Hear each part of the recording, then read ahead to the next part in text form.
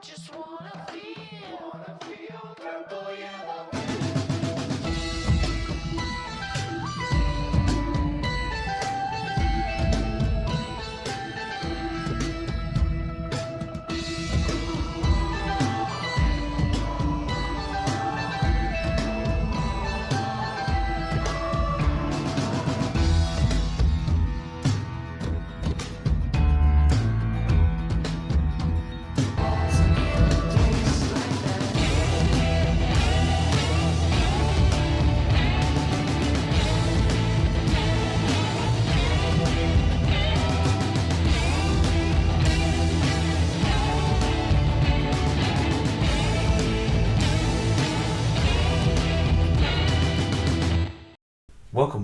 Welcome all to the 12th episode of the Purple, Yellow, Red and Blue podcast, a Portugal the Man podcast. Each podcast I'm joined by a guest to talk about everything going on with Portugal the Man. We've got news, social media stuff, we've got tours that are coming up in other places that aren't North America. That's kind of crazy. New releases and videos and all sorts. Plus we've got the community question, which we're going to start doing in the podcast as well. I think it'd be a good thing to get more people involved, kind of like a group effort. And we've also got the PTM Song Game at the end of the episode, which always catches the guest out, which is always fun. And also an opportunity to talk about their memories and like past experiences and everything like that. You can find this podcast, past and future, up on YouTube, Spotify, Google. Thank you to Liam, who's the creator of the artwork and the thumbnails. My name is Mark, and my guest joining me today is... My name is Dylan, also known as Dylan Loves Cars on Twitter and Instagram, and Epic Ultra Gaming on Reddit and Discord. Nice, welcome. How are you doing this evening? We're doing a crossword. I'm doing good. Doing a crossword podcast. Doing good. Nice. Been pretty rainy today, actually, but that's fine. Nice. It's actually been kind of rainy as well for me. Like, it's pretty damp out there. The weather's been pretty lightly torrential. But that is November for us. Obviously, Southern Hemisphere is going to be pretty warm for you, so I'm a little jealous this time of year. little warmer for you than us. Awesome. So yeah. Anyway, this is the Portugal the Man podcast. We kind of a chill time, really. I thought I'd just start off by saying, just jumping straight into it. How did you find? What was your first memory with the band? What was your how did you get in to the fandom? Well, I initially heard of the band through the whole peak popularity of Feel It Still, and being honest, at the time I actually found the song quite annoying because of how much I heard it, so I didn't actually check out the band further. But then maybe 4 years ago, my dad was listening to this band, and I was like, I really like this. I was like, who are they? He was mainly listening to Evil Friends, and he was like, oh, it's this band called Portugal the Man, and I gave them a listen. It's like, oh, these are actually the same people that did Feel It Still, that song I'd heard a few years ago and found a bit annoying, and then started listening to Evil Friends, listened to a bit of Satanic Satanist, a bit of In the Mountain and the Cloud, and then, just started listening to them more and more, and then joined the Discord and earlier this year, and the subreddit as well, and then, yeah. Yeah, it's just that you've been pretty prominent member, I'd say, of the community. You're always in the threads, doing leaving comments and ideas and replying and everything. No, it's cool. It's cool to see. We get a kind of wide range of fans on here. So we'll get people who are like, oh, we've been here since 2006, and then you get some people like, oh, I've known them for 3 years, sort of thing, because of Feel It Still and everything in between. Yeah, I kind of came around in the sort of In the Mountain and the Cloud, kind of towards the end of that cycle, so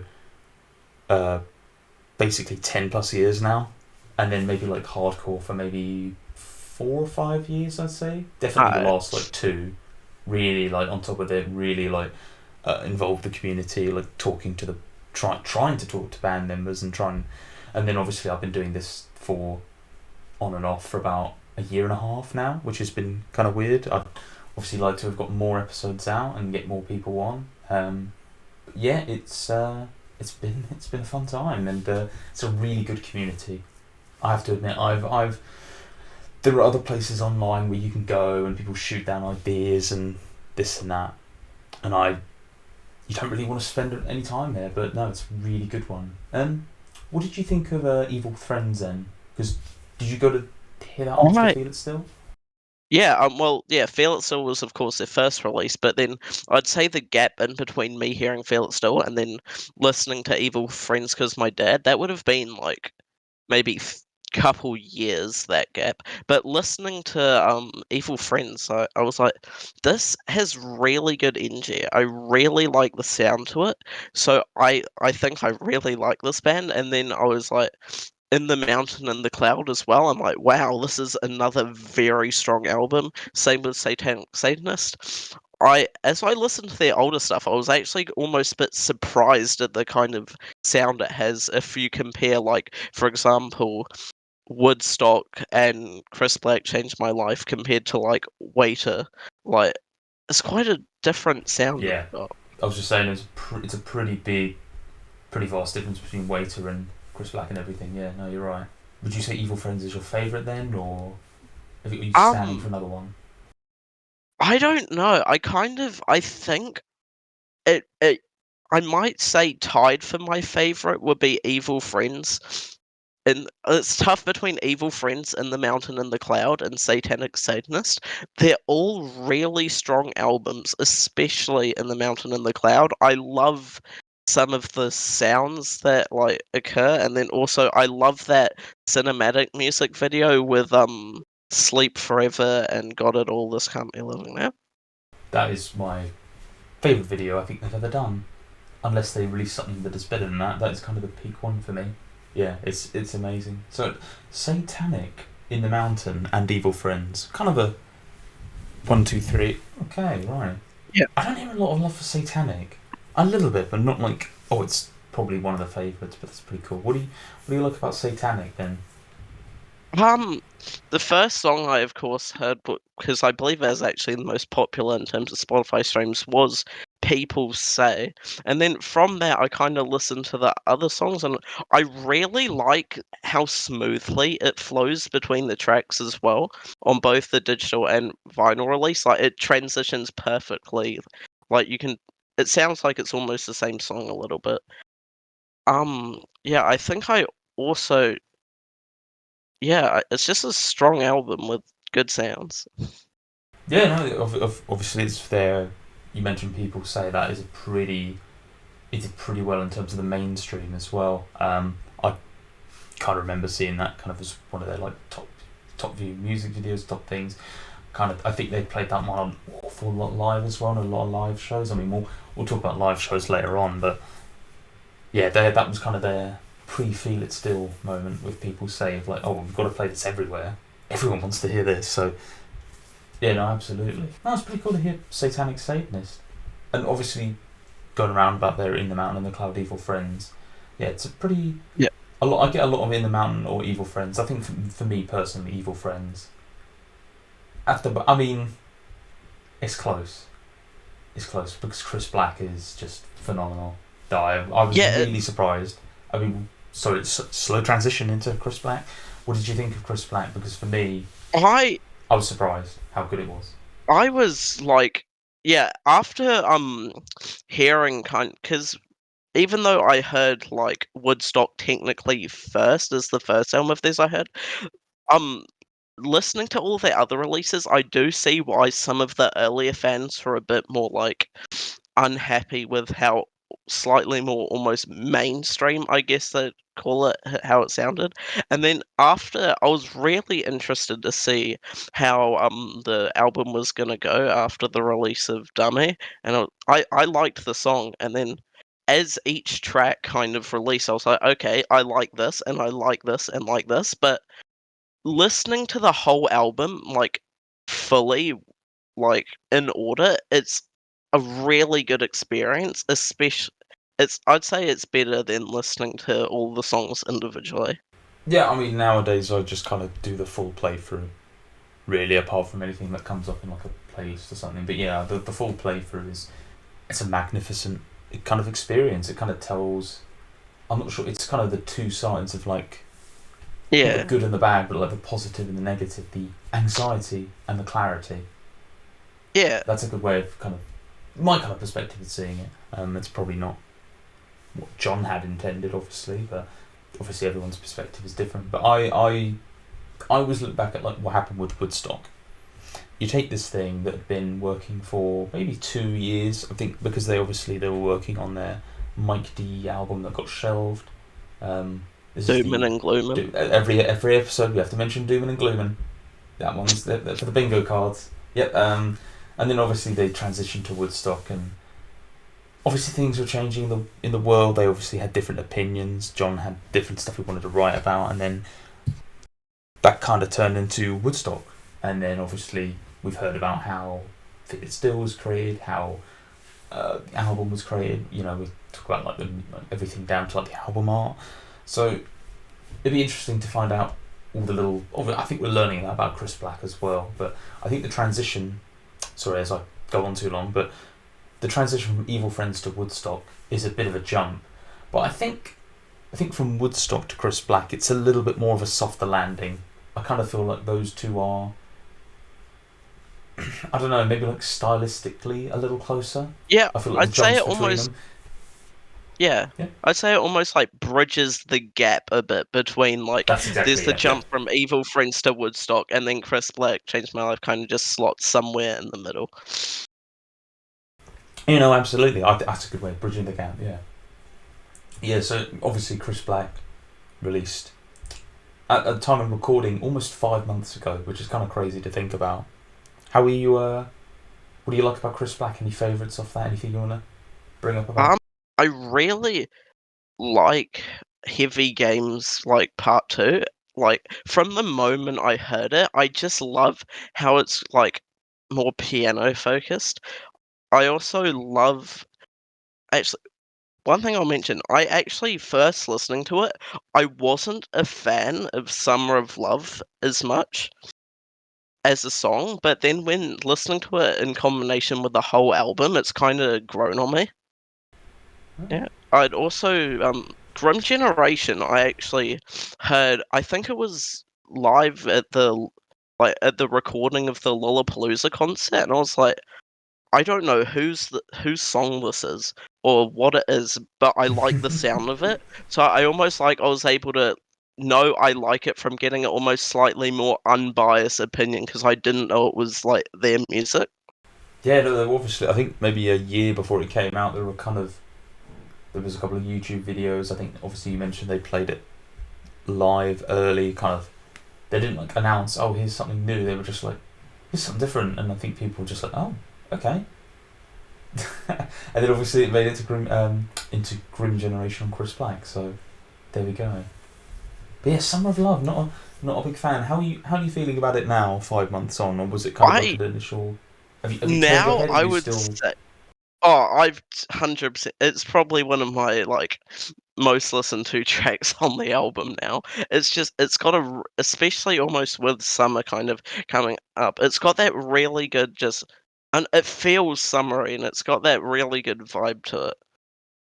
And it's also kind of New Zealand related with the, I believe, lead singer at Unknown Mortal Orchestra coming from Auckland in New Zealand. Yeah, homegrown talent. There you go on the album. Do you ever think you'd have that on there? There you go. Good pick out there. Actually, I completely forgot about that.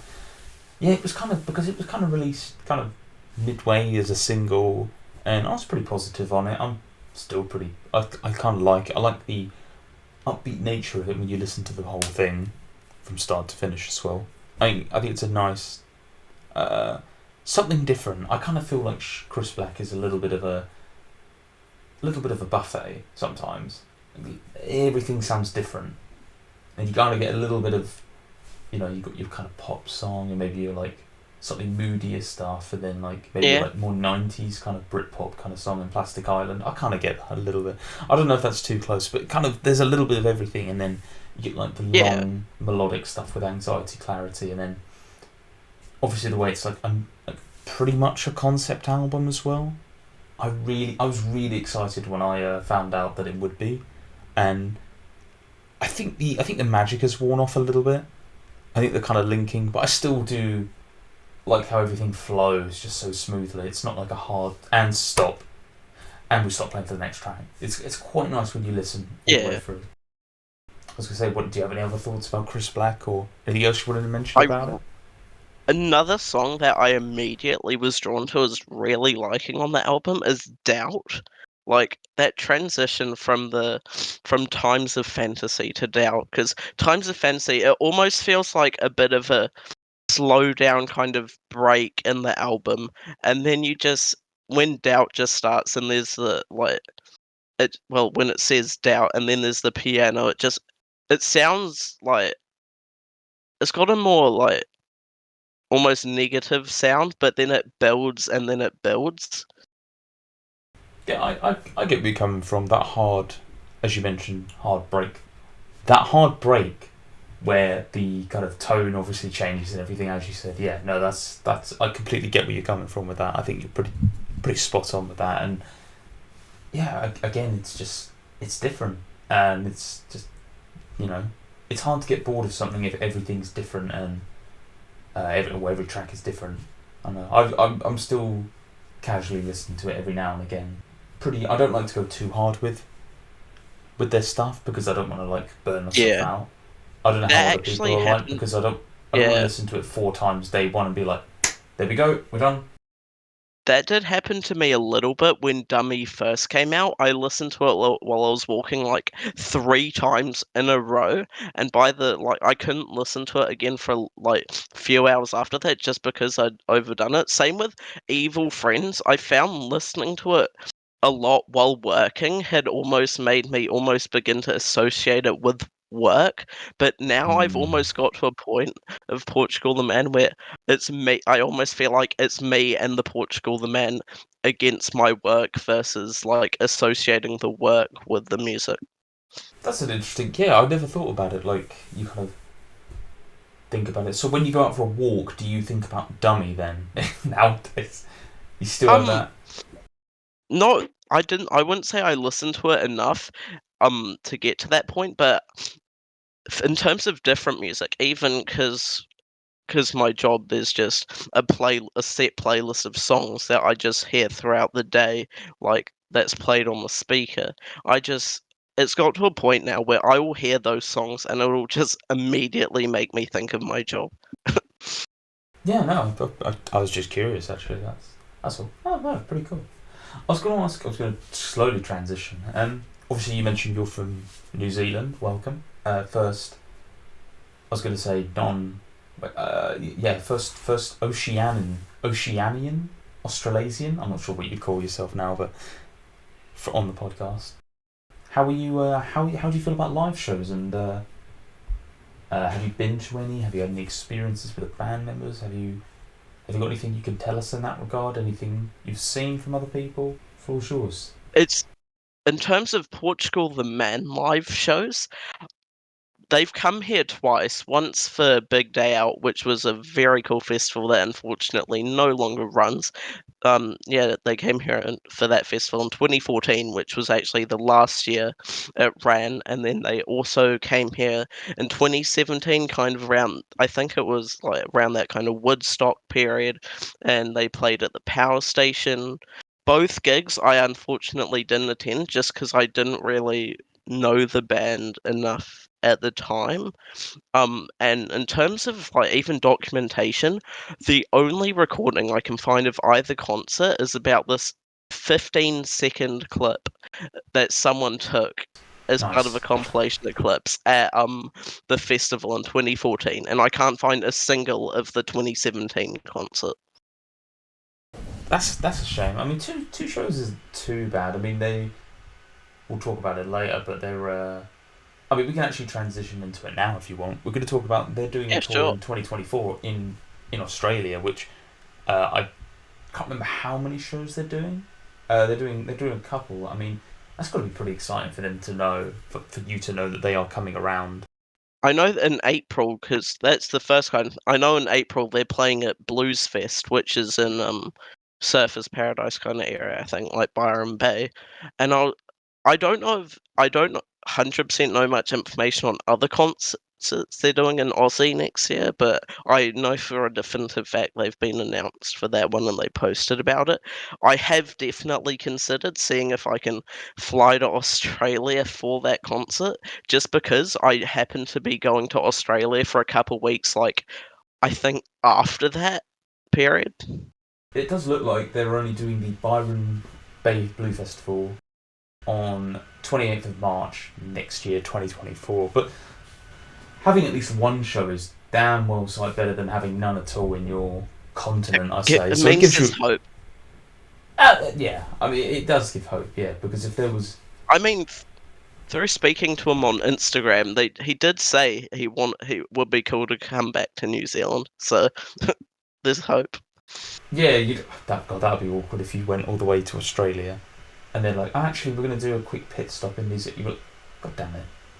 God damn it. Oh, I'd just see both. I'd see both. Yeah. I'd have to. I think you ought to take the opportunity. But yeah, the Australia tour, I mean, you mentioned they've been, so this is their third time coming to your neck of the woods, your part of the world.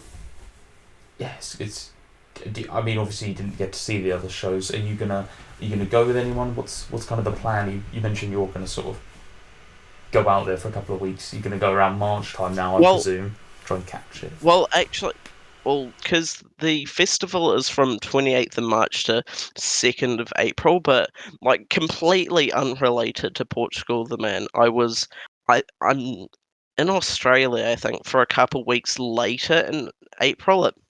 I can't remember what the time overlap between when I'm away versus there, versus when the festival is, but I'm 100% gonna see if I can shift plans to overlap with the festival so I can go. I'm gonna try my best to make it so I can go. Yeah, no, obviously that'd be sick, wouldn't it? Be able to, obviously you're over there. What's the flight time between where you live and like northern Australia, I suppose, or wherever they're... A flight from like Auckland to Byron Bay, it looks about like maybe 3.5 hours, maybe. Not too bad. Yeah, 3.5. I mean, it's still a lot. It's still a long flight, but it could be a lot worse. Well, if I were to fly, for example, to, I don't know, Oregon, or somewhere, it would definitely be a lot further. Auckland to Oregon seems to be at least 15.5 hours with one stop. Oh, really? 15 not? Damn, that is... That's pretty long. I mean, I looked up how long it was from the UK to Auckland, for example, and that took 20... It's going to take me 24 hours. Yeah. Once I have actually been on a no-stop flight, I believe, from London to Auckland, because I was actually born over there. Oh, really? Oh, you're an expat. Oh, nice. Yeah. Where were you I'm born? from Tooting. Oh, okay. Tooting, so London area. Okay. Yeah. Oh, very nice. Oh, wow. Actually, not too far from, not a million miles away from where I was born. Actually, oh, that's pretty cool. Yeah, we still waiting on the UK Europe shows. Still waiting. I understand why. I'm definitely surprised. Closest you've got is London, Ontario. Yeah. That was a troll and a half, wasn't it? I was like, oh, for God's sake. That show happened, I think, a few days ago now. Yeah, time of recording. Yeah, just a couple of days ago. It sounded like it was a pretty good show. Apparently, they didn't have a warm up or something like that. Oh. Yeah, it was kind of like a quick. I mean, they're hardly a quick in and out show, but it's kind of like hour and a half later, small encore maybe. Yeah, I don't know. I'm just kind of catching up on like things like that, and people are like, well, I mean, they have been touring. I didn't think they'd tour this much. I thought they'd do like 10 shows this year in North America, and that would They've been going so hard with the amount of gigs they're doing. I don't want to read too much into it, but I think that's a good sign. I'd like to say it's a good sign that they're quite confident of like, well, we're gonna, we're feeling confident about everything.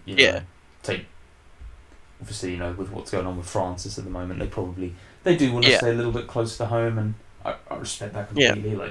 Like, I'm not like, well, why aren't you going to Africa or something random. Yeah. Like, obviously, it's just too long a flight. I mean, West Coast America to And then- England is 10 plus Yeah. hours flight each way, and it's a lot of money. It's touring equipment. That's the thing. It's a pretty expensive thing. So Yeah, and I don't know how in some of these overseas places, like the amount of people that would go, because I know that they did have some audience from what I saw in that small clip in 2014, and I've no clue how many people were there at the power station when they played here in 2017, but I do know that the power station is a fairly small venue. I think it generally holds like 1,000-ish people. that's not too bad though. 1,000 cap room. That's pretty good. I still think. Yeah, I don't know. I think that's a pretty good, like, for them. I think that's a pretty good, like. Obviously, they're doing outdoor shows. They're doing like, they'll be doing that the Las Vegas Bowl soon, probably one day. That'd be sick. I don't know. Have you seen that? That big like sphere thing, That big sphere, yeah. and they keep playing like different clips and whatnot on it. It's kind of like it just looks like you're in a giant movie theater on one side, and then if you look down, there is a stage and people are performing. I can't remember who was actually there. Was it like U2 or someone like that? I don't know. I've seen pictures of it. It's enormous. I mean, as if Las Vegas needed another reason for people to want to go there in the US. A giant bowl. Yeah, from the looks of it, I think you two were there. I remembered correctly. Let's go. Well done, Mark. We remembered correctly. What you mentioned you're obviously you're from that part of the world. Have you got any like local bands or anything you want to kind of like promote, or anyone like anyone in Australia, I New guess Zealand? one artist. No, I guess one artist I will promote is my dad. Okay. He released Nice. he released his first song earlier this year. It released, when did it release? October 13th, which was a Awesome, Friday congrats. actually, Friday the 13th, and he's Friday- got a nice. new. It was on purpose too. New song coming like later this month, I believe.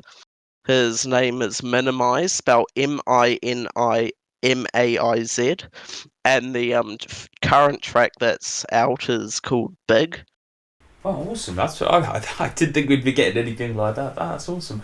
I remember you mentioned something about this. Apologies for not pulling you up on it. No, I think kind I of put it in the promotion channel. I think you did actually. like, Yeah, once. wow, that's cool. What is he? Is he like a multi-instrumentalist, or is he part of a band? Or? Well, he plays bass, but for these songs he did do everything himself apart from like vocals, of course. Ah, okay. So he's a bit of like a and this, Kevin Parker kind of one that does everything, calls it. except I would say instead of actually like playing the instrument, for example, like strings or whatnot, it would be more of a plug-in type thing. Yeah, nice. That's pretty cool for your dad actually being like releasing music. I mean, it's got to be easier than ever at the moment to be able to just sort of put stuff out solo. I'm guessing, does he have like a label or a publisher or anything, or is he just like No, his stuff he's online? fully independent. Fully independent. Nice. Yeah. Oh, nice. Fully independent. Oh, that's pretty cool. Yeah. I wanted to ask you actually, because in Australia and New Zealand for about the past 15 years, we've seen a lot more acts come out, and I'm thinking about Tame Impala, I'm thinking about Lord, I'm thinking about Unknown Mortal Orchestra, I'm thinking of Kimbra, I'm thinking about all these bands from Australia and New Zealand. And yeah. There seems to be like a real push in the last 15 years to get arts out. Did something happen? There was something like maybe like a larger budget towards this, or I'd say there has been, even with stuff like New Zealand on air and stuff like, there has been, I would say, more accessibility to funding for this kind of thing.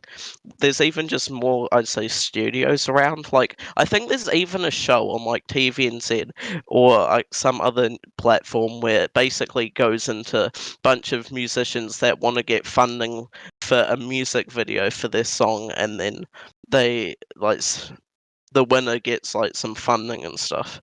Oh, cool. Oh, nice. I was just curious because if you look at a lot of these modern day acts, they kind of all seem to have started around 2008 onwards. you know, and then obviously I actually went to go see Pond. I don't know how familiar you are with them. I'm not sure. Oh, okay, no, that's fair enough. I went to go see them in London last year. That was a pretty fun show. They didn't play any of my No. favourite stuff though, which was a little annoying. But yeah, and then they were in Leeds, which is a little further north in England. And I looked at the set list. I'm like, God damn it, that was so much better. But I'll take what I can get. I remember that day it was 35 degrees centigrade in London, and Ouch. I'll be honest, I was melting all day. I was just like shady spot to air conditioner, shady spot to air conditioner. I can't do this. I was like, wow, what have I done here? Yeah, that was an experience. But yeah, new music in Australia. I mean, it's good to see. It's good to see that kind of. Yeah. Because obviously, it's kind of. I think if you had to like tier it, it would be, the United States and Canada, maybe Great Britain, but then you've got like South Korea and Japan. They've obviously got their Yeah, well, and circles around then the world as even well. I noticed kind of like that the more Spanish-speaking countries like have had it seemingly a big increase as well, like in Yeah, popularity and I mean, mainstream. I never really kind of cross paths with that at all. But you're absolutely right. It's just a Neither. whole nother. But I don't know how much YouTube you watch, but there's like a whole like Latin speaking YouTube, like Spanish Yeah. speaking, and these I've never heard of these guys. 25 million subscribers, 50 million. Who are these people? And they're clearly like well renowned, but in the Latin world, because obviously there isn't any crossover. Because I'm not, Yeah. I only speak. I could speak a little Spanish, but nothing that impressive, nothing to understand Yeah. really. I'd say the biggest crossover I have with music and stuff and other stuff and languages I don't understand is with probably Japanese stuff, I'd say. Yeah, because you've been telling me how big of a Yakuza fan you are actually, the Oh, DMs, and like you've been. amazing game. I finished the most recent installment like a few days ago. Didn't it just come out like 9 days ago It or came out, something? I completed it in a day. In a day, wow. The main story took me like 12 hours, I think. That's actually not too bad. They seem like a longer slog. Anyway, this is It is. I was surprised at how short it was. hmm. I don't know. I've been recommended them before as well, but I've just never got around to it. Do you know that John's a big Fortnite player? He loves it. Yeah, I saw that he was he was playing like a couple months ago. He mentioned in the Discord. Yeah, he tweeted Epic Games, being like, "This is my favorite game. This is the best game I've ever played. Thank you for making this." And I was like, "Oh god." I mean, fair enough. I'm not gonna. I'm not Yeah, a fan of I it. I've mean, never been interested in it. I But play it. I'd say I hop on like once every like few months, but I only ever play it with my mates.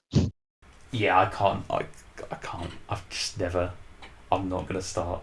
I'm not gonna start. It's not. It's not my sort of thing. Battle Royale. Sorry. But no, I'm glad to see him. He's having fun. I've talked to him about it a little bit.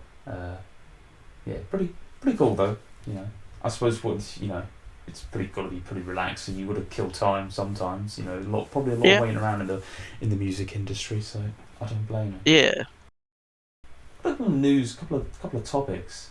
I know we've already yeah. talked about the Australian tour 2024. Obviously, if you're listening to this, I don't know how many viewers I get from that part of the world, but obviously there's got to be some fans out there. Well, I know there's at least one other person in the What? Discord from this area, Oh, kind of nice. area. Okay. He's Australian. Do you want to give him do you want to call him out right now? Be like, you should be on this. Yeah, I can't actually remember off the top of my head his Oh, fair enough. Discord. If you know who you are, show yourself. Okay. I wanted to talk about the. We've got some videos. We have some videos, Dylan. We have one for Doubt. I say new. This was September. So we have a Doubt video and we have an Anxiety Clarity video. Have you managed to catch these ones? I've seen the music video for Nice. Doubt, and I have also seen the Anxiety Clarity one, but I was like, I didn't kind of sit down and fully like intently watch it. I kind of just put it on because I'm like, oh, new music video. Like I think it was in like the morning, and then I just watched it and then carried on. That's But fair. I in bit more detail, I have seen the Doubt music video. Awesome, awesome.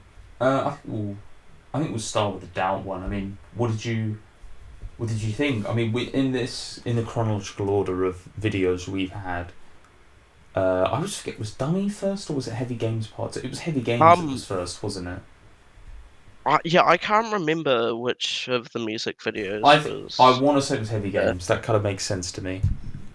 Yeah, because I think.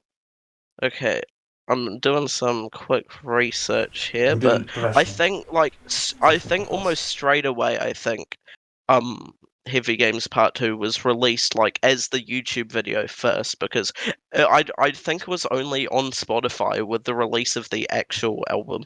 Yes, Amy actually brought this up as well. She was like, "Oh, it actually isn't on. It didn't actually. It was just a YouTube video." And I was like, Yeah. "Oh, that's kind of weird." Well, because normally they put everything across everything. Because it was almost being treated, though, I feel like, as a bridge into the next song, which, well, we weren't really sure what it'll be at the time, but yeah. So Heavy Games 2 was February, whereas Dummy video was March. Dummy was in March. Okay, wow. So February to June, 4-month marketing. It's actually pretty good. I quite like that actually. It's pretty like, it's not too long where you're like, Christ, get to the release. I don't know how you were feeling about it, but obviously we had Heavy Games, then Dummy. Was Plastic Island early? I can't remember. The actual I feel like it was the most recent new one, but I can't actually remember if I'm remembering properly. Yeah, so I hope they keep them coming. Yeah, keep them coming, absolutely. So yeah, Doubt released after we had the Grim Generation. No, we had Dummy, sorry, and then we had Dummy Part 2 lyric video, because, I mean, that's a great little... I don't know if you... I love that one. I actually think it's almost as good as the main video. I thought it was cool. It was so funny. I thought it was cool. I mean, everyone's favourite part is John on the calendar, obviously, and then... Yeah. Or John eating dog food, as he does. Yeah. No, I love that. It was good to see like a nice whimsical side to it that... not that we don't see, but yeah, it's just a bit of fun, really. And then, obviously, Doubt released music video. What do you... Did you expect to see a Doubt video at this time? Or? I feel like of all of the songs, I'm happy about it because it's one of my favourites, but I almost wasn't expecting of all the songs on the album, like, Doubt, I guess, because it didn't feel like almost one of the, like, poster songs. Like, it's the third least streamed song on the album. Oh, really? I hadn't actually checked, to be honest, but obviously I think it's probably the second most meaningful one. At least. It's pretty powerful, pretty punchy. So yeah, the video was actually released September 7th, 2023, and is the third music video from Chris Black Changed My Life. It was actually filmed on the unceded ancestral lands of the Kanek tribe, the native village of the Shishmarif, apologies, I'm getting pretty close with them, and the Inupiaq, oh my goodness, these are difficult to read, Yup-LK and Siberian Yup-Ik tribal council. So obviously they've always been very pro Native American land ownership, kind of acknowledging that sort of thing, land ownership acknowledgement. Obviously this video, I don't know how much you know about like ancestral, obviously in New Zealand, Australia, it's a little bit different to the UK, you probably have a little bit more. Yeah, there definitely is kind of like with the Māori culture over here in New Zealand. Nice. I mean, we go back to like Anglo-Saxon and things like that, but we really don't pay too much mind to that as much as, I don't know, I think we're just so far gone now from that period of time. We just kind of evolved from them or whatever. I don't know. This isn't a history channel. Sorry. Yeah, it was filmed on the ancestral lands of the Kanek tribe as well, which is pretty cool. So if you like picture the video, it's John on the piano, the grand piano, and he's got these like cool glasses or something. Like I don't know what it is, but they're like Alaskan. They're Alaskan glasses or something like that, or Native American. I can't remember what they were, but he definitely wore them for a reason. This is a lovely snowy landscape shot video. They always seem to know. Apart from Heavy Games so far, we're 2 for 2, and I think obviously we'll talk about anxiety clarity after this as well. That one is shot all snowy as well, like snowy landscape in the background as well. So, how do you feel about the snowy landscapes? You mentioned you really like Sleep Forever earlier. Yeah, I love the use of the like landscape. They almost like have access to it in a way. Like I love seeing like them use that landscape, and I do love how they kind of like have the land acknowledgement and things like that.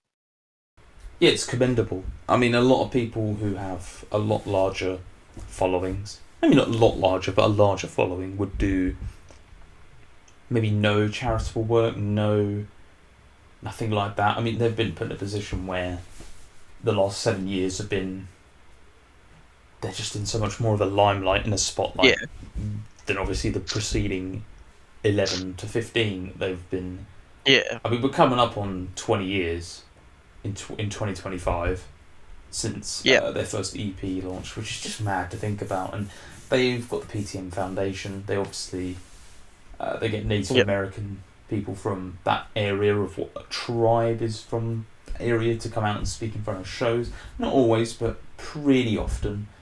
I mean, it'll be interesting to see what they do in Mexico and Australia when they do that, if they do that. That'll actually be interesting as well. Like, even if they do more stuff in New Zealand, I'd be curious because I don't really know if we have like land acknowledgement. I guess in the same like there is like cultural significance to like areas of land, but I've never heard an artist do anything like that in terms of New Zealand. And just thinking about this video again, kind of with all the chaos going on around it, I don't know. I think there's deeper meaning to this as well, which I quite like. What do you like about the video, by the way, just generally? Is there anything we haven't mentioned so far that you're like, well?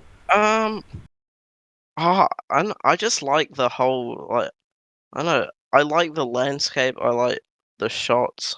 Like I like how I don't know. I like them. No, it's cool to like them. No, I think they've always done, because obviously where I'm from, we get snow maybe like January, February, sometimes April, March. Very rarely in December. It doesn't really come around a lot. So to see those like fully like, I don't want to call them like TV movie kind of, because we just don't get that amount of snow really. So it's quite beautiful to see, to be honest. Well, and here in the North Island of New Zealand, we don't get snow at all. Only the South Island does. Oh really? Oh wow. You've definitely experienced it, right though? Yeah. I've been to the South Island. I've like. Oh nice. And yeah. Nice. No, I was just curious actually, because obviously more temperate climate. Oh, fair enough. Yeah. I really like the video, and I'm glad they're doing videos for every. I think every track. I think they're going to do it for every track. I think that's what I've been told. I'd love that if that is what they do. I mean, this isn't. I'm not confirming anything. I don't know. So far we're 4 out of 11, so not bad. Not bad start. I think this video symbolises chaos, though, as I mentioned. You know, going all around you, or John for this instance. The video ramps up more and more. Everything keeps going. It's a bit quicker. The individual, the Black Rider. I don't know if you remember. You have the Black Rider coming in. You got the people on the snow skis. Are they snow skis or snow? I'm not too sure what they're called, but the snowmobiles or whatever. Snowmobiles. Is that what they're okay? You know, they're riding around in the background. Obviously, like that's ramping up. It's ramping up. Then you get the snowstorm, and you get the helicopter, obviously, like patrol. And the piano's on fire. The piano's on fire. It's just it just mounts up and up and up. And then the piano starts getting like broken. It does. The guy just starts mashing. All until the end, when it uncompresses and the individual and the piano is set alight. I think it's set alight towards the end, actually. So yeah, I think it is. I think we could have just watched it again, but off the cuff. No. It was I'm really happy it got a video, and I'm just quite surprised it got one early. I would have thought, because I think Dummy is supposed to be I don't want to call it the poppiest song, but like the most, it might be mainstream. So I'm surprised that Doubt was next up, but in a good order. I mean, Yeah. The original recording order, be interesting to find out when.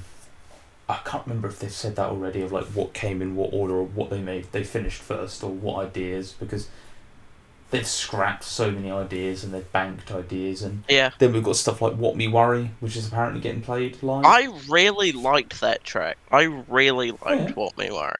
I love, like, it's quite high energy. I love the music video. There's so much going on.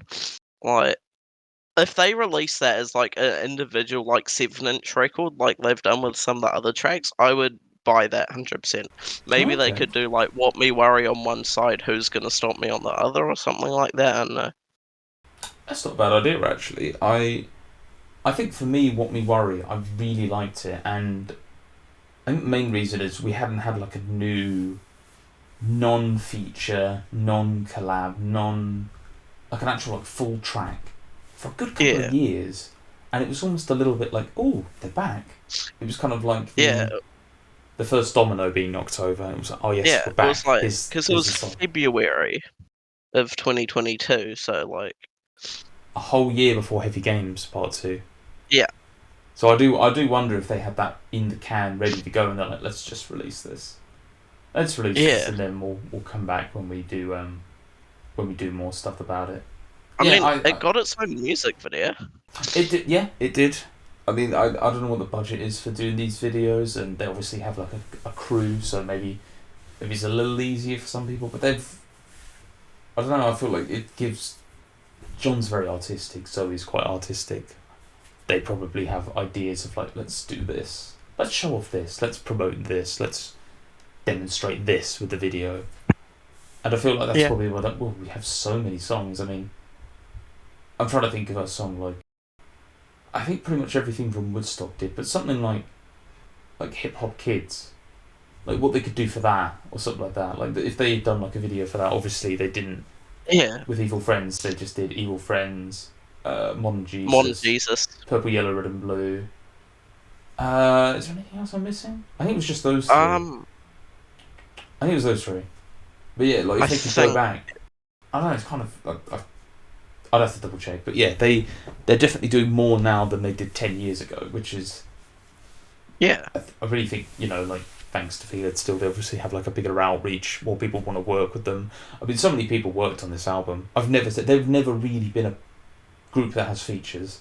The fact that we had the Mr. Lonely feature, Fat Lip, because we had the Fat Lip, because we had the Fat Lip feat. That was the first like proper. I don't know. We haven't really had too many features. I mean, there were a couple features, I guess, on that album on Woodstock. There were actually, yeah. Track 1, obviously. And I'm looking at the Spotify thing. Professional podcast, everyone. And then Woodstock had Mary Elizabeth Winstead. Yes, you're right. Yeah, with Noise Pollution. That's right. I completely forgot she's on that track. Yeah, that's kind of weird. Have you followed her much as an actress? I've seen. Not really. I kind of. Most of what I know about her almost was from that music video. Like, I know she's done other stuff. She was like notable things, but I mainly know her from that music video, from that song. I saw Scott Pilgrim versus the World after hearing Noise Pollution. She's in that. She's in that film. I don't know if you've ever seen that. She's quite young in it as well. Looking through her discography, I don't think I've seen. I saw some of Birds of Prey, but aside from that, I don't think I've seen any of the stuff that's in her discography. Okay. I wonder where these collabs come from, though, to be fair. Just like out of the blue. Yeah. We're off on a massive tangent here talking about Woodstock. We don't need to be there. Anyway, yeah. Doubt music video. Out September 7th. Go and watch it. It's pretty cool if you haven't seen it. You probably have at this point. It's kind of something I hadn't got around to recording. Doubt music. The Doubt music video. Watch it. Next up is Anxiety Clarity. Sorry, if there was anything you wanted to talk about Doubt at all, anything more of you think we'd like to I don't think there's anything on it. Nice. Anxiety Clarity, which was released October 4th in 2023, and is the fourth music video released from Chris Black. Changed my life. What are your initial thoughts on Anxiety Clarity? Again, I liked it. Funnily enough, technically for me, on mine, the release date is October 5th. But just because of time difference. But again, I really like how like they've used that the environment they've almost been presented with. Like it's got a lot of different visual effects with like the snowstorm to some of the graininess they add over the top of some of the shots. Again, it's got a bit going on. Like it. Yeah, I like it as well, and I'm actually not massive on the track. I definitely like it at the end of the album, but I don't think individually I'm putting on Anxiety Clarity. Yeah, I'd say I listen. Yeah, I'd say I listen to it more as a continuation when I listen to the whole album versus when I like a standalone. Yeah, no, absolutely. Sorry. Yeah, I definitely at the end of the track 11, it definitely does fit in pretty nicely for me. I'm happy to have it there. Yeah, the video starts off with John heading into a workshop. It's kind of like a slow build up of shots. If you remember, if you've listened to it recently, it's very much like it builds up slowly, builds up slowly, and then it kind of ramps up from there. So it starts off with him in the workshop. He's slowly building up shots. He's actually building up to something. He's working towards something. He's in there. He's inquiring about the snow sweeper. Yeah. He's in a garage. From about 1 minute in, there's kind of a scattering of like home video of like older shots as well, which I noticed. There's kind of some like Iditarod shots maybe of like his family or like home videos or something like that. Yeah, there's a shot of him like watching an old almost like CRT TV of some clips. Yeah, absolutely. I don't know. Adds a nice layer of depth to it that I just didn't think they do, which they kind of did with the Dummy Part 2 lyric video as well. I think there's something kind of similar, like he's watching the CRT TV in the garage. He's watching old Iditarod races and things like that. It's a homage to his home, which I think is what they're about. It's their identity, so it's pretty cool to see them do. Much like the Doubt video, there is more kind of sweeping scenes of Alaska. You've kind of got the kind of wide vistas of snow and mountains and the big trees and all throughout. I mean, they're pretty good. They've got snow down, haven't they? They know how to shoot snow pretty well. I haven't really got too much to put up there, to be honest. Too much more about the actual like video shot of it. Have you got any more like thoughts about Anxiety Clarity? Obviously, the bits where our good friend popping in, jumping in. Yes, the bits when Paul Williams comes in, it's kind of more. It's more harmonious. There's a few like it's more like shots of the sky and things like that to kind of presume like the end maybe, or like clearness, the clarity to it from the anxiety. I don't think I'd get that deep with it, but that's kind of my kind of opinion. What do you anything else you like about Anxiety Clarity? Again, I really like the music video overall. I love the scenery. I love the shots. It's not very insightful, but I just really like the music video. Again, No, that's fair enough. If you had to rank these 4 videos from 1 to 4, we haven't got favourites here. We don't really have. We clearly do, but we're not picking favourites. But if you had to rank these from number 1 being your favourite to 4 being the least of these 4 favourable ones, so I'd be ranking. It would be Dummy, Anxiety, Clarity, Doubt, and Heavy Games Part 2 video. And Heavy Games Part 2. I guess technically speaking, from the actual like art standpoint, I think I'd probably have to rank Heavy Games Part 2 as 4, just because it's like kind of still it's less of a music video almost, and it feels like almost a bit of a performance. Yeah, I think I'd say Dummy is probably my favorite. Like, I like the kind of slight silliness to it with Tank Dog. Yeah, and then no Tank Dog in either of Doubt or Anxiety Clarity. Yeah, It's like he's missing. Like, where is he? Bring him back. He's not shooting a tank. Maybe that'll be What's going on? explained in other music videos. Maybe it will be. I mean, he did pretty much pass out in Yeah. so hopefully it's not a one. I think there'll be more Tank Dog to come. Well, wait and the see. whole album's being quite tank dog like mascotted, I guess. That's a good word, but I never actually thought about that. Like, yeah, he's the mascot. I never really thought about And if that. you That's even pretty look cool. at their website, like their logo, like we've and the talked merch about the store, website, it's don't all. worry. We've talked about the Well, Excel. yeah, I know about the Excel, but I mean, like, even if you go to like the merch store, it's all the cursor is Tank Dog, the logo on the left is Tank Dog. He's even like he's on the picture disc for the album. That's right. You're right. Actually, yeah, he is. He's on there. God, yeah, you're right. Credit that's where bad. credit's due to Wooden Cyclops. Wooden Cyclops, yeah, for making that. Obviously, it was he's kind of evolved from the remember they would do the merch about the chode racism is for chodes or something, and they had that like Tank Dog S kind of 1.0 basically on the front cover. I think he evolved from that. Yeah, I'd say. Yeah, awesome. Anxiety, clarity. Probably less to say about this one. Obviously, I think it's. Again, I mentioned about how it like builds up and kind of goes on throughout, and kind of. You see, John at the end is kind of riding the snowmobile. He's like driving around, which he's done. He's done all sorts of vehicles. He's driven a car. He's sat on a car when it hasn't been. When no one's been driving it. He's been in the passenger seat. He's been chased by a wolf. He's been around. He's done a bit of everything, really. He's been eaten by a wolf. It's really just. He's been through a lot. He's been through a lot in these videos. He's done push-ups in a river.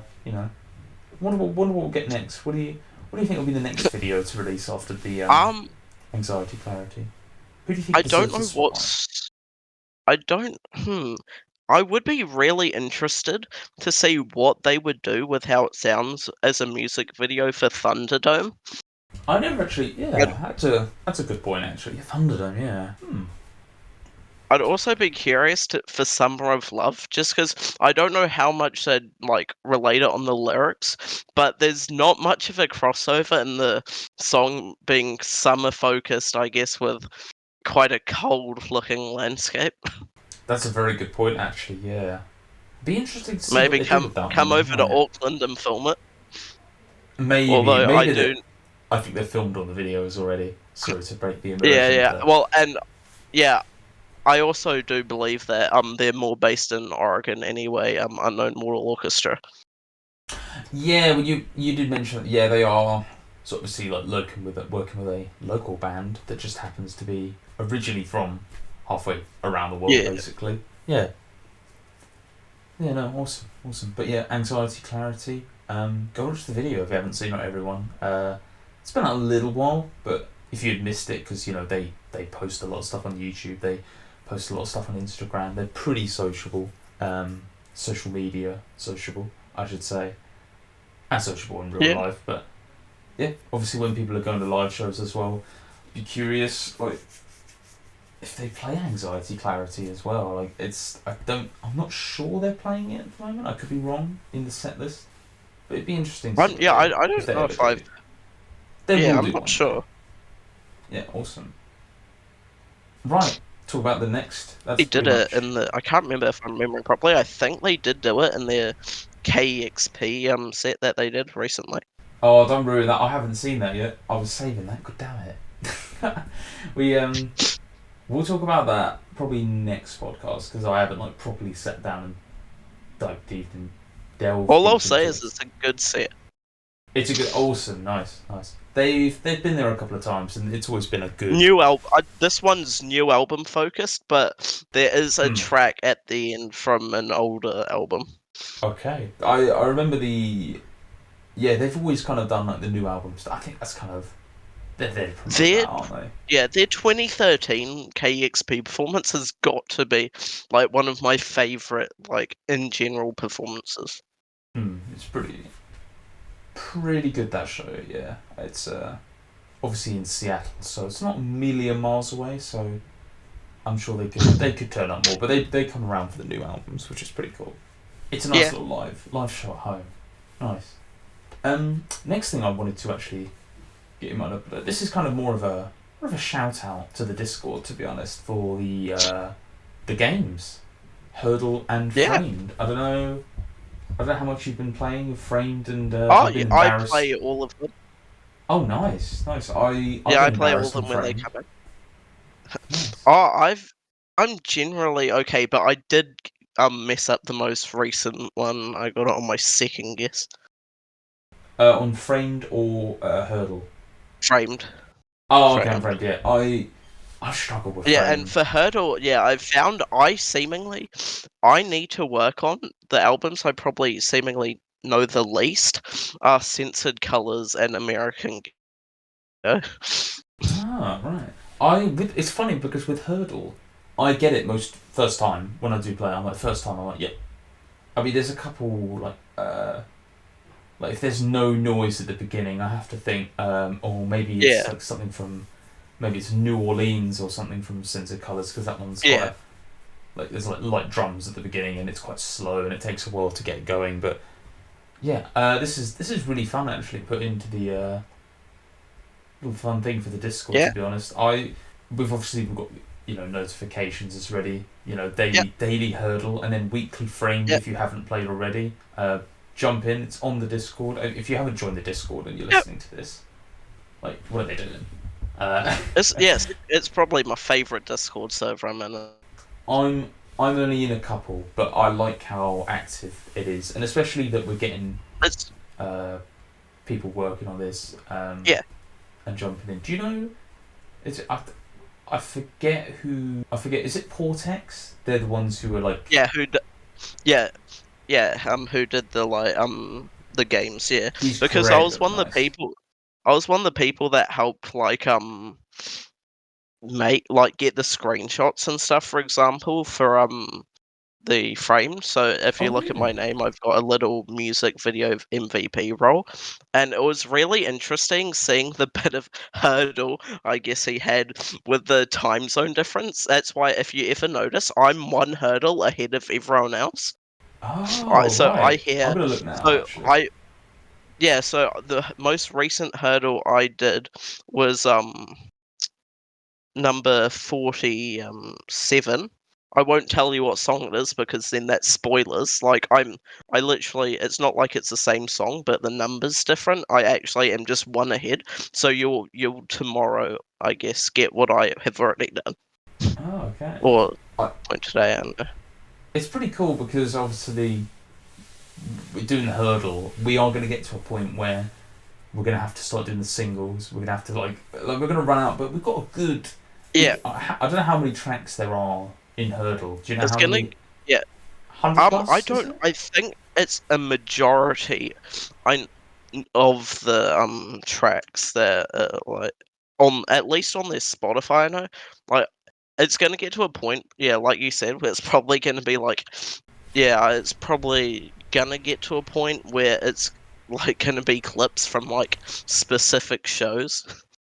Oh well, with Framed we've got a much longer use case because it's weekly. Yeah. So obviously we've got. Well, that's exactly why he did it. That's why it is weekly because we'd just go through them too fast otherwise. Yeah, we'd get through. I mean, like we'd probably be done close to now because it's been like a good couple. It's been a good month plus. So like that would be most of the video, and we'd be like, we're doing the claymation, all your light video again. People are like, oh well, I guess this, because that's been one of them actually. That was pretty cool to see. Oh no, that one caught me out actually. The all your, I thought that was it was the Who's Gonna Stop Me with Weird Al. That one I thought that was the I was so certain because obviously the stylistic, or was it No, I'm thinking of another one. Oh, I'm all over the place. Who's Gonna Stop Me was, I think, the first one. That was the first one, yeah. I've technically done that one like 3 times because it would be the default one. Oh, okay. Oh, you've had practice. Okay, well, fair enough. But I'll just give an opportunity to say. Sorry, I've given an opportunity to say to Portex, thank you for making these. Thank you as well, Dylan, and everyone who's put together at the time, because it's very easy to do something for. we're a good little community. I mean, I've tried to check in with other music communities, and I don't want to say they're like not alive, but I think ours is definitely. There's always feels something. almost a bit. Sorry, go on. Yeah, it feels also like a bit more tight knit and a bit more like I don't know. It feels more like open. Yeah, I'd say with like a good 90% of the people in the Discord, and then the Reddit I'm in less, but I'm on there. I check it out fairly often. My DMs are I check it out, open, but I post on it less. yeah, I mean, I'll do that for this as well. Like if I come up with a topic or anything I'm thinking about or anything that I haven't seen too many people talking about, or like to get opinions on things, or call out for more people to come on the podcast. I'm always looking for more people. Always good to get new fans on. Do you have any recommendations? Anyone I should get on? I don't know. In terms of other people to have on the podcast, I know I'd like to see more members from like, I guess the Reddit and Discord, especially those who are more active. I guess I mean, it's cool. Sorry. Yeah, it's cool hearing about like these like the different members of the community from all these different places in the world. Like a lot of them from America, of course, but still, we're sprinkled around the world. Yeah, we are, and I had someone who was English on last time, and I've got you on this time, and then I will, I'll go back to having North Americans. But if someone from Germany who, I'll take if they can speak Pidgin English, we'll take that. I'd get them on because obviously they're the fan base there. I'm not sure how many Germans are still around from those days. I don't know if you remember, but like 2007, they would go to Germany and they would perform Waiter in Germany, and they'd play it twice because they're like, well, we need to fill the set. We've only got this long set. We need to do the full set. Yeah. Okay. So, but yeah, everything from there. Yeah. Oh no, go on. Sorry. No. I was gonna say I mainly remember the fact they had that kind of German like kind of time period, just because some of the releases were like some of the like vinyl releases for like Satanic Satanist and stuff like that were German pressings. Oh, okay, cool. I don't really go too far. I didn't know that actually. Oh, I've learned something new. Nice. I didn't know. I know because they're so expensive. Makes sense with shipping costs as well. They're all these really limited edition, like they're really cool pressings. The Satanic Satanist ones, I just own the like equal version, like American pressing, but I would love to get my hands on one of those like German pressings. Oh, awesome! I'm not a massive physical collector, so I haven't picked up anything in a good couple of years, to be honest. I think I own Woodstock somewhere on like CD, but I've got 2 copies of the box set. Oh, okay. Oh, yes, you showed me. Yeah, that's right. Yeah, with the different slip mats. Which I think is 4 total. Well. I think there's. Yeah, I've got the VHS, the cassette. Nice. As well. Modern ways to watch stuff on the VHS. Yeah, I mean, I'm really stoked I managed to get the VHS because they didn't initially ship to like overseas, like outside America. So I contacted Chris and was like, "Hey, do you have?" It was before the release date, but he only saw my messages later. So I was like, "Oh, I've got a cassette, so you can have one of those, but the VHS is sold out." So I've got a copy left if you want it. And I was like, oh, "Yes." And I find it kind of funny that the copy I managed to get was number 13. Hey, nice. Yeah, no, that was good work by Chris there and the community and band, obviously. It's really cool seeing those, like. Because it was a little bit, it wasn't like a lull period, but it was kind of like, we'll do some, basically merchandising for the band, and we were like, yeah, sure, this is good stuff. People in the community, I think hiding under hats helped out on some of the stuff as well. It's got a little thing that we got going, and obviously we're going massive tangent away from Heardle and Framed again, but jump into the Discord if you haven't, and jump in and play and test yourself. Be embarrassed when you get all 6 frame questions wrong, like me one time, and then you're like, well, hopefully no one pulls me up on that. You're like, yeah. Yeah, it's good fun actually. Yeah, I haven't played in maybe like a week. I'll get back to it. I've just work stuff and life stuff, and I'll jump out. If I'm going to spend time on it, I might as well just like I'll play Framed or whatever. I'll try to catch up. There isn't a way to like go back and do old ones. It's just you have the live weekly one, don't we? Yeah, you have to do it each. Our weekly challenge, nice. Yeah, awesome. But yeah, you again, have until thank the you. timer resets. Ah, yes, and obviously you'll have the most because obviously you are a whole one ahead on the hurdle, so you're gonna get to the end before anyone else. Whereas actually, the framed I'm up to sync. I think on that. Fortunately, he managed to get it, so I'm up to, I'm just same as everyone else. Yeah, because you're in the future. Yeah, nice. Yeah. Yeah. You tell us if the world ends, alright? You just give us a heads up. Yeah. I'll let you know. Oh, thank you for that. Yeah. We can do one last Portugal the Man gig. We can do one last one. Yeah. Yeah, awesome. Framed and Heardle are available to play daily for Heardle, Framed weekly. Yeah, check it out if you haven't, but you probably have. But try and just keep going. Keep and any feedback if anyone has any problems, because I remember I think I tried to play on a different browser that wasn't Google Chrome and it didn't like it, and then obviously that got fixed. Because sorry, no? From the beginning, I've been just doing it on Safari on my phone, and it's fortunately worked fine for me. Oh, sorry, I was going to say, I've tried to use it on Edge, and I don't know why, sometimes it opens up on there, because I'm on Windows, and it didn't like it on there, and then it worked again. I don't know how the cloud things works, but you're just copying the result. Yeah. My main browser that I use, I'm one of the few people that I use Firefox, and that's worked just fine for me, fortunately. Okay, there we go. We've got browsers checking off. We're getting the bugs fixed. We're getting a solid performance out there. Reminds me of when I've had to do HTML stuff, just making sure it works on every screen size and platform. Oh, it's fun how many smart fridges now you have to get things to work on. Yeah, it's got to be fun, I'm sure.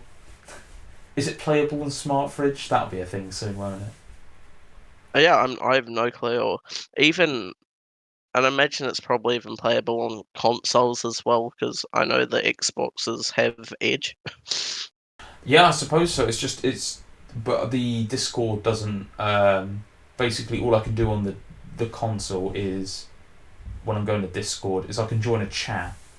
I can't see if people put stuff in like a general chat or something. I can't. Yeah. I can't say that I can just talk to people in the voice chats, which is one up for nothing. But obviously, they've got reasons for that. Of you could post anything on there and we could have no control on it. But anyway, enough about that. Framed and Heardle, nice. Right, we're actually coming pretty close towards the end. I wanted to talk about, I don't know how relevant it will be now, but we had a community question. The Portugal the Man's spookiest song. Now, I put this out on the Reddit. I've asked some people individually, and I've got so many different responses.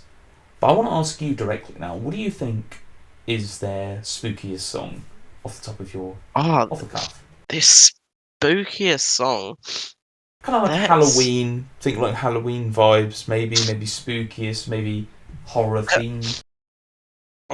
And I guess that even from the name and lyrics, but then it depends what kind of spooky you're going for, because that almost is more spooky in a Halloween sense. But some of the other songs, like Smile, almost it's not spooky, but the vibes from that song, I don't know. Some of the songs just have a certain vibe to them that it's not spooky in a Halloween way, but it's I don't know, it's just got a vibe to it. I get where you're coming from, yeah. For me, the first thing, obviously, I think about Chris Black. If we're going by music videos, actually, the All Your Light music video is I don't know what's going on there. There's a lot going on. There's a camper van, there is a child, there is a woman, there is some grossness. Yeah, it kind of, it's just a generalised, it's not this is the definition of spooky. It's just a bit of gross, a bit of horror, a little bit of that. Very Halloween-esque. And I think that's all your light is a very fair conclusion. I'm trying to think now because I'm leaning towards. I like All Your Light as a choice. I also like Ghost Town just for the name. As well, there are obviously other reasons as well, but like the lyrics and things like that, and it kind of gives off a slight Halloween one, but yeah, I think there are other options. Yeah, it's complicated being a wizard as an overall has some pretty interesting kind of sounds. Oh really? You know what? I've not really listened to Wizard too much. No, I haven't listened to it as well, but I managed to pick up a vinyl copy of it for a really good price on an eBay auction, so that's why I've been listening to it a bit more. Oh, nice. I literally, until I found out about it the first time, I'd never heard about it. I'm like, oh, this is just some like experimental stuff that John had done, and every track is called something magic afterwards. Yeah. After it, and they're very annoying on the Heardle. oh, yeah, because I suppose it's just people just haven't come round to listening to it. Because I think most people have heard like AKA MAT the Wolf and stuff from Waiter and like Churchmouth and Censored, like stuff you go, oh, that's in the back of my brain somewhere. And obviously we've got access to everything they've ever done online, so there's no excuse to be prepared. But yeah, I don't know. I think there's a multitude of things that we could choose. I posted this in the Reddit, and I'm kind of curious of like going through and seeing kind of what everyone put, to be honest, because not that I'm not struggling to think of things to say, but I'm kind of curious to see what everyone else put. Yeah, open up to the community. So the top comment, or at least for me, is from John, and it says, Ghost Town since Francis added the howls on the bridge. Yeah, that's really cute. That's adorable, isn't it? Yeah, I think that. Yeah, that is kind of especially with the word ghost in it as well. That's kind of what I'd classify. Someone else pointed out the All Your Light music video as well. Yes, yeah, Glad they did. Yeah, so Rallia with the top comment. And Rallia on Reddit is John. He commented on my post once. Oh, did he? Oh, very nice. Yeah, because when I did a post, when I managed to get that copy of Endangered Song number 50, and he said, nice. he said, congrats on the find. I'm like, yeah, thanks. 50 of 200, isn't there? There's 200 out in the 400. wild. 400, sorry, 400. Yeah. I'm not in possession of one. I think I've talked to people that have had them, though, so... A few people in the community have them. Well, a lot of them are in the community. I have no idea how the eBay seller that I bought mine off obtained their copy, but a lot of them are owned by, like, Chris has one. Like, I think he's got two, actually. I can't remember, though. Well, in case one breaks, like, you just has to keep two. I haven't listened to my copy. I don't actually know how many times it's been listened to, though, beforehand. But it doesn't look like it's been used, at least. It looks in good condition. Oh, brand new. Is it still in its like original boxing or whatever it came in? I don't. I don't have that like cream coloured like briefcase or whatever it was. Just the record itself. And the like sleeve and the signpost, like sign card thing. Oh, very nice, very nice. Yeah, I'm just looking through some of the comments here you mentioned. We've got from Psychic Ninja 92, who can read your mind and stab you in the back, apparently, but is 31 years old. So good luck with that bone density. He said, "All Your Light doesn't seem that scary, but if you watch the music video, it's pretty disturbing." And I'd say it's pretty disturbing. I'm pretty disturbed by it. It's different. I'm not sure what they were. It's very like God, I don't know how to describe it. It's very like they had an idea of like we're gonna go out to a caravan park. Yeah. And we're gonna shoot some like bins and stuff like that. We're gonna make this like gruesome. I don't know. Disturbing is a good word for it, especially, yeah. Shade popped up a couple times, I noticed as well, and I find that one interesting because that's probably my favourite song on the entire album, Church Mouth, and I don't know if I just haven't looked into the lyrics enough, but looking at the lyrics, I kind of see what they mean, but I haven't really thought about it as being spooky. It's kind of, I kind of get a little bit of like a hauntingness of it, like a depressiveness maybe. I don't know, like a. Yeah, the lyrics do kind of like They kind of give point that some way. of those vibes. Yeah. Yeah.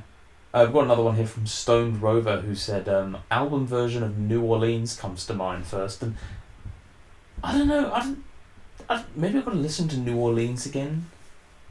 I don't know. Maybe I'm missing something with that one. Someone said Guns, Guns, Guns, 8-minute version, and I mean, if you haven't listened to the 8-minute version, are you really a fan? Are you really a fan? This is the thing now. Like, if you haven't listened to Guns, Guns, Guns, yeah. It's a little creepy. It's a little out there. It's very experimental. I mean, it's definitely of the era of like, let's try something. Can we play this? Yeah, we can make this happen on the album. Sure. Someone else said out and in and out. I don't know if I don't know.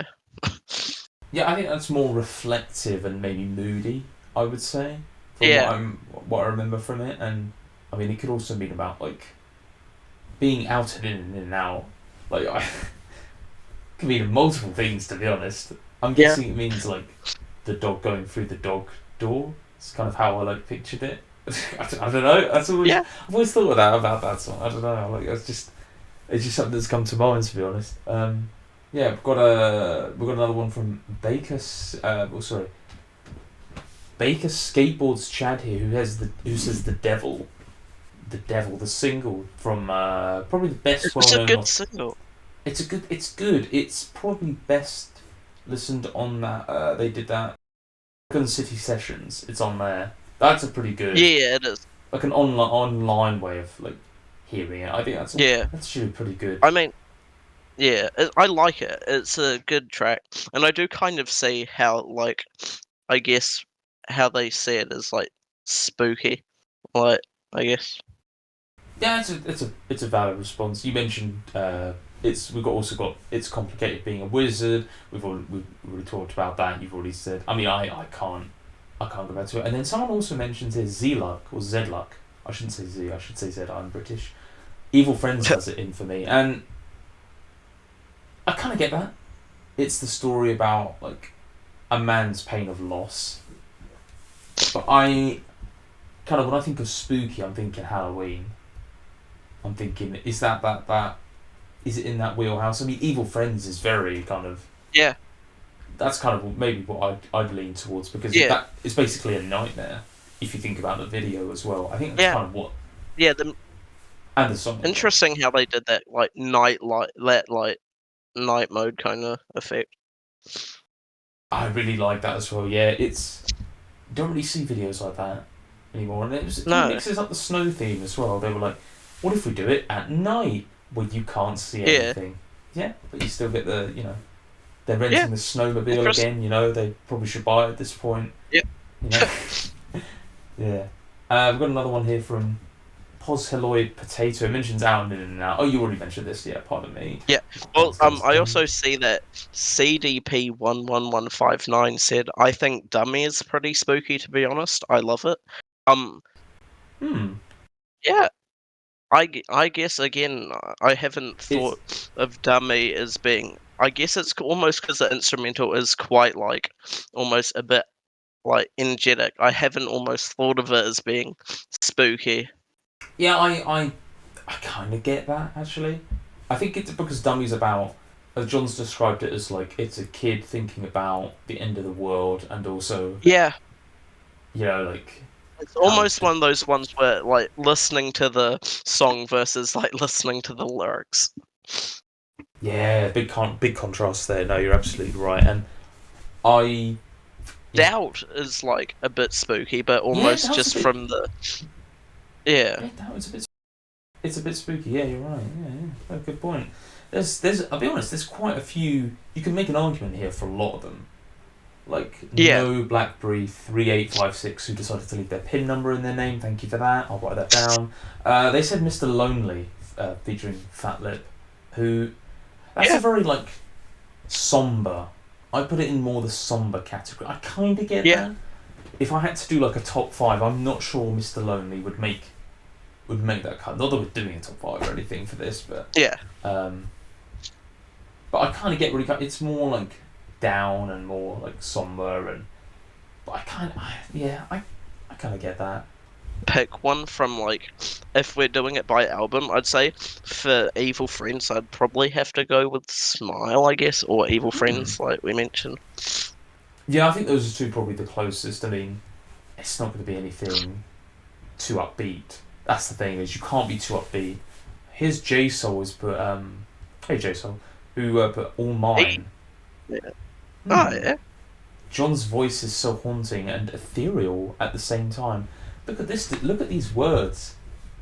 He should be doing the podcast. Ethereal. Wow. I've never thought about that actually, but I'm trying to think now off the top of my head. Yeah, I kind of get where he's going with that. Yeah. And then we got a couple more Ghost Town and stuff, but yeah. Also from these are all pretty valid answers. These are all pretty kind of on the kind of main track, but like. Here's the thing, I think people are looking for us to provide what we think is our spookiest. Now I'm thinking Ghost Town for like actual like song part of it. Maybe not lyrics as much. I think that's kind of the spookiest thing. I think All Your Light for the video. Yeah. And then maybe Evil Friends for the video as well, but I don't know if that's more or less All Your Light. I think Ghost Town, and if we had to pick two, I think it's going to be Ghost Town and then... Oh, sorry, go on. I'd say, like, All Your Light is almost a bit scary from a sense of, like, it's just a bit, it's gruesome, like, there's literally the blood in that. Whereas Evil Friends, it does almost feel like you're in some kind of, like, I don't know, like a weird dream, like.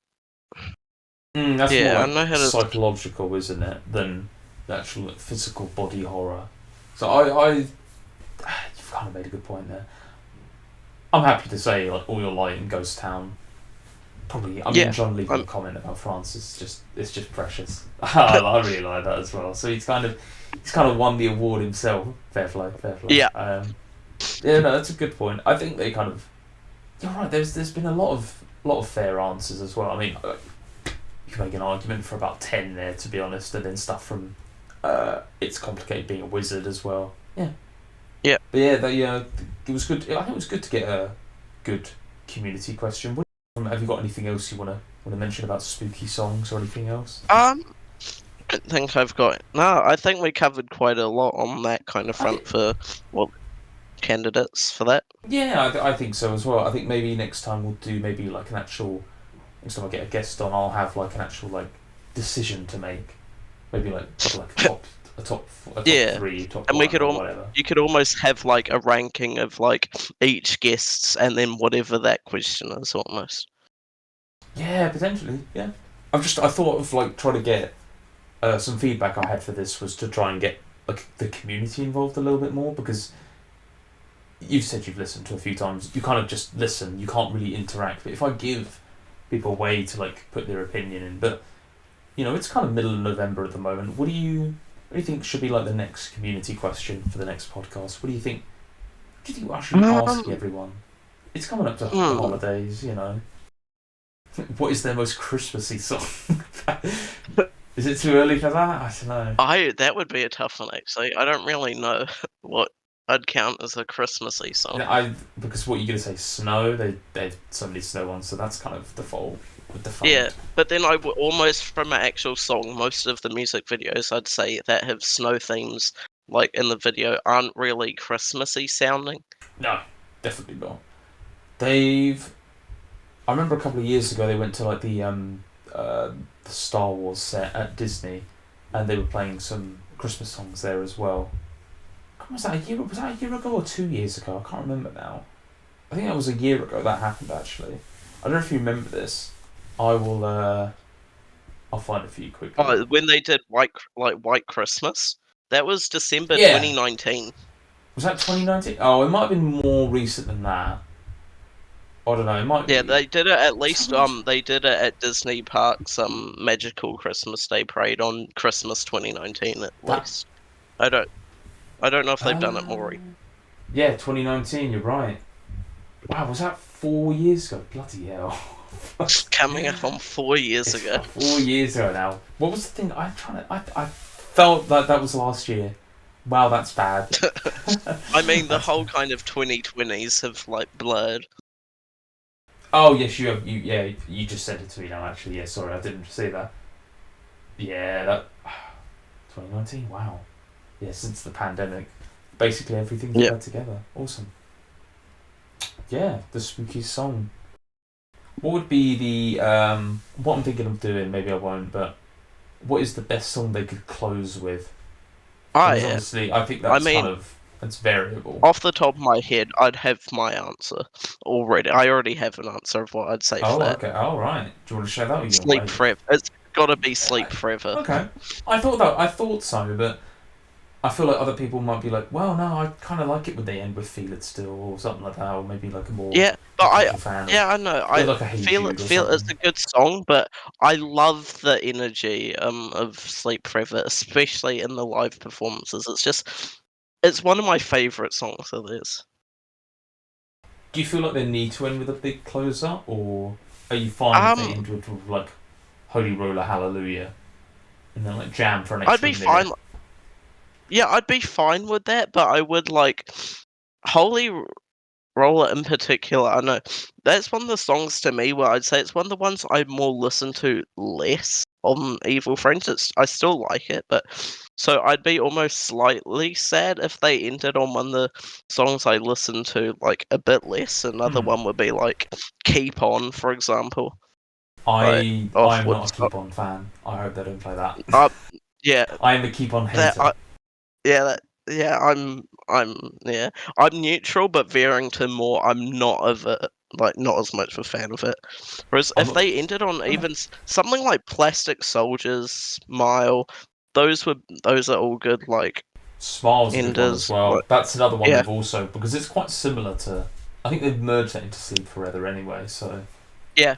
I also do like when they do a bit of Once Was One. Like they sometimes integrate that into the that's a good ends as one. well. Yeah, I noticed they've started chucking that back into the rotation as well, which is pretty cool. They've been doing basically a track from every album, so that's their In the Mountain in the Cloud if they're not doing Got It All or Sleep Forever or something. Yeah. Yeah, awesome. Right, yeah, I think we're actually coming pretty close to the end of the podcast here, Dylan. I just want to say thank you again for coming on. I think it's been a roller coaster of emotions. I think it's fair to say it's been up and down, but I'd say it's been pretty good. Thank you for coming on. But you're not quite out the woods yet. I'm not sure if you're ready for this next bit. The PTM Song Game. 10 questions. Okay. Have you said you've seen the show before? How are you feeling about Yeah. this? Oh, I'll give it a shot. See how I go. Yeah, there's no like benefit to winning or losing. It's just a bit of fun at the end of the podcast. It's like a nice little thing, a bit like a hurdle or a frame kind of thing, but Alright. audio only version. So basically, you've got 10 yes or no questions to guess a song from their entire discography. By entire, I meant like anything Portugal the Man have released, single and or album release. So it could be a feature or something like that. As long as their name is in there, yes, it could be. Oh, okay. Yeah, it could be. I'm maybe not that mean. Okay. I don't know.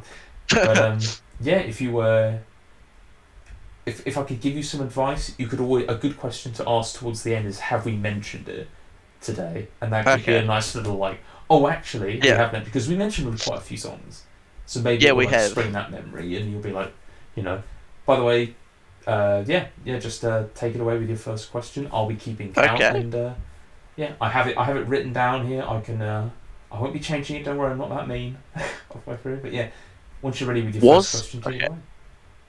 Was it released post 2011? No. Okay, so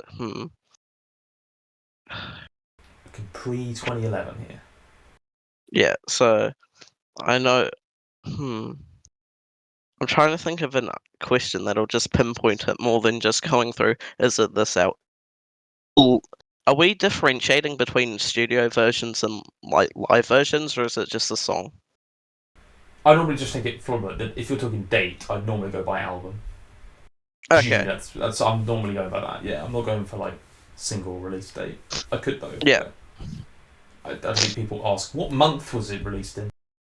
Not that. We don't get that specific. Okay. To narrow it down, I guess. Was it released after? Was it released in 2007 or prior? Like, so was it 2007 or earlier? Like, was it in that period?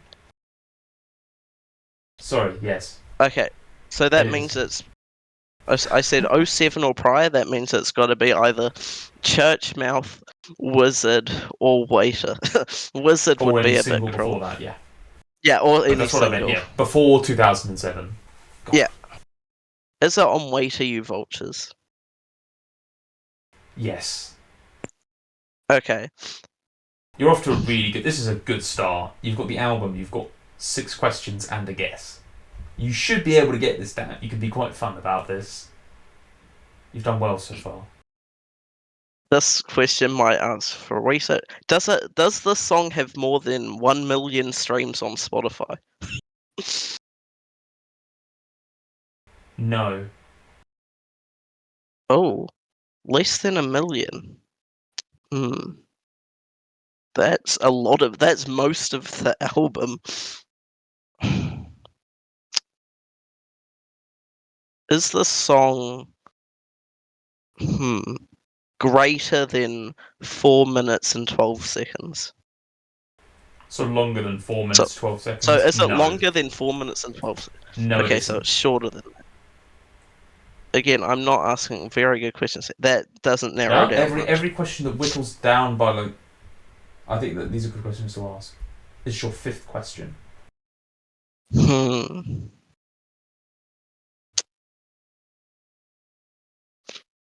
Is it a one-word title? No. So it's Weighty Vultures, less than 1 million streams on Spotify. It's a one-word title and it's shorter than 4 minutes and 12 seconds. Yes.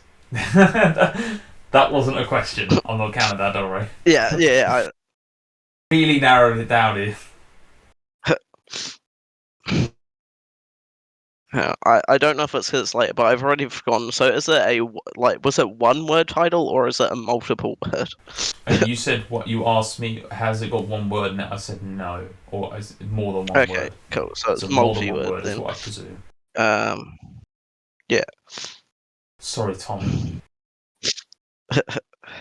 Or Waiter or Chicago. Yeah, so 3 questions and a guess. So the last question has to be a guess, otherwise you just won't have a chance of winning.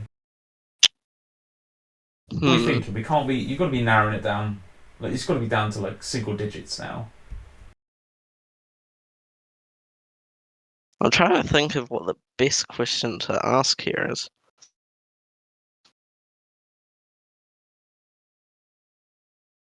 Yeah, I mean, you could always use that one I gave you as the tip. I mean, you could do something like that to like narrow it down. Does it have There's only music videos as well. Like I'm trying to think. Like that's always a good one to ask because not everything does. Does it have a music video?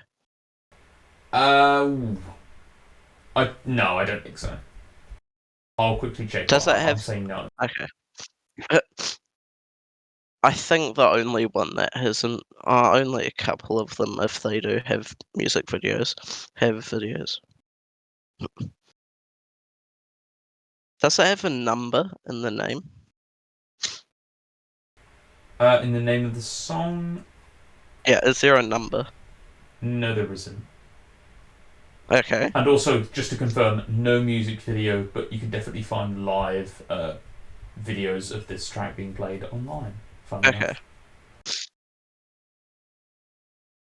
So yeah, this is your 9th question. So you've only got one more guess, one more question, and then you have to Okay. give a guess.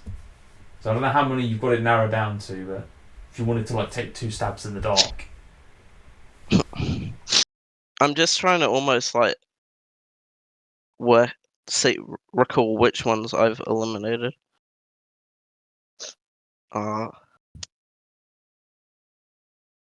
So how many guesses do I have before I just have to guess a song? You've got one more question to like narrow it down, and then you'll have to guess. Cause Yeah, that'll be and your then I 10th have to guess. question. Yeah. Okay, so I've narrowed it down to 5 potential songs. Oh gosh, no! Oh, got a lot of getting down. I think I'm seeing if any of these meet. Well, you've asked about like over under. Sorry, was it under Oh, 4 actually, minutes no. 12? Or... There's another. Hang on. It can't Oh, actually. I've worked out it can't be How the Leopard Got Its Spots because that's got over 1 million. So. Oh no, I miscounted. So it is. I still have 5 songs to choose from. So there are at least 5 songs in this album that have less than 1 million streams, less than 4 minutes 12 seconds, and have multiple words. Right. So now you've got to work out which one of those, if it is one of those. There isn't a deluxe edition of Way to You Vultures with extra tracks, is there? Does it have 3? Does it have less than 3 words in the title? Less than 3 words, so 1 or 2 words. No, it doesn't. Yeah, 1 or. Okay. That means it's not Gold Fronts. So now do I just have to guess a track? Yeah, pretty much. If you haven't narrowed it down well enough, you could just. Okay, my 4 potential so the 4 tracks I can guess are "Kill Me the King," "Housewarming Party," "Stable in Chairs," and "Bad Bad Levi Brown." What are you thinking instinct wise? Because it's you've got a 25% chance here of getting it right. I'll let you know that you have mentioned one of the correct songs, so don't worry. There is no like "Way to You Vultures" B-side single track it fits all that criteria. Demo released, like Demo only, release track, yeah. like, I mean, okay. could do. I'll just go with the track. I guess that I've probably listened to. Oh, which one I don't even know which one of those I'd have listened to the most. I'm just gonna go with. Probably one of the Is top. it as my final? No, I'm gonna go. Is it Bad Bad Levi Brown? Unfortunately, Final. that is incorrect. No. You did really well to get it. You started off like a bonfire, you started off like a cracker. You just didn't narrow that. If you had like a 1 in 2 guess, I think you might have been able to. But yeah, no, the correct answer was Stables and Chairs. From That was what I was gonna guess. That's what I was gonna guess, but I was like, no, I'm not gonna guess that. I'm gonna go with Bad Bad Levi Brown. I was gonna guess that. It's hard narrowing it down. I was just gonna go which one of the 4 had the most streams on Spotify. I actually quite like Stables and Chairs, to be fair. I'm quite fond of that one.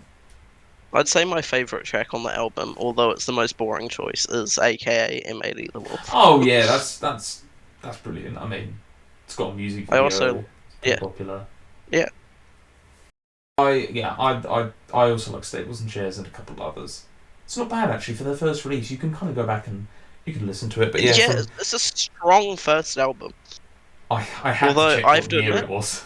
I forgot if it was 2007 or 6. I was like, I better just double check. I think Churchmouth was 07 and then... Churchmouth was 07. When I look at it, and I'm then Wizard is also 7. And then I have to basically admit, yearly releases, if I ever listen to Guns, so I do kind of have to... I cut it off.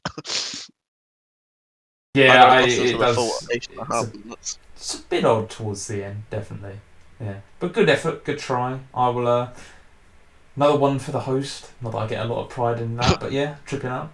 But yeah, awesome. Again, thank you. We guessed it. Thank you very much for coming on tonight. I know it's It's a bit of a late one now for you, but yeah, thank you for coming on tonight. Just Hope past. you've had a good time. It's like 7 minutes past midnight. I can hop off and do my thing. 7 minutes past midnight, I can hop off and do my hurdle. Oh, nice. You can do the new one. Get ahead of us again. Yeah, awesome. But yeah, again, thank you for coming on. If there's anything you want to like promote or talk about, or anything you want to ask me or anything like that, you don't have to. Just anything. The floor is yours. If you want to like promote your dad's music again, or only thing I'll promote again is my dad's social media. I guess like for his music, it's Minimize on Spotify, spelled MINIMAIZ, and his Instagram is Minimize, spelled the same way, _NZ. And then I think there's also a Facebook, which is also, I think, just Minimize. It's spelt the same way. Yeah, I'll leave a link in the description for everyone if they want to like check it out. Awesome. But overall, it's been really fun. I've never been on a podcast before, but this has been really cool. If I've got more to add in a couple years' time, or however long time, I'd happily be back. Yeah, maybe like later summer next year. If you go to one of these shows, maybe good to catch you back up, or maybe there'll be another thing on the channel that I might get you back on for. I don't know. We'll see. There might be some stuff cooking. Nice. All right then. Thank you very much if you've listened this far. Follow us on all the thank you for listening, all that sort of jazz. I don't know. I'd never know how to end these sort of things. Have a good one, guys. Take care, and see you on the next one.